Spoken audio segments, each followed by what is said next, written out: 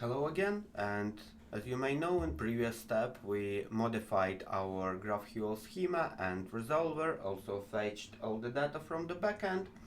So let's now transfer all required data to our frontend. To do that, we need to modify our social share query. Let's just copy this one and let's go to the frontend. Let's open our social share, just copy paste this here. As you may see, nothing a lot changed. We still have social share fields.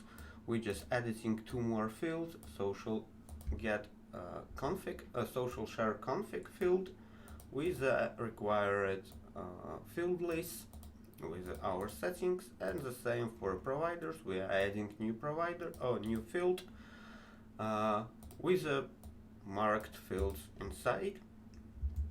And next we need to modify our reducer just to provide to it more meaningful initial state.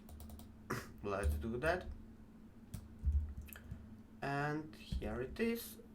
Let's put a space here, and I think right now we can go to our front end. Just reload it. Open the Redux Dev tool. Oops. A little bit lagging. Our Redux Dev tool. Here is our action, and yeah, everything is fetched. As you may see, initial state changed to the new state, and here it is, our free providers. And here it is the full object of the fetched that data. Yeah, and thank you.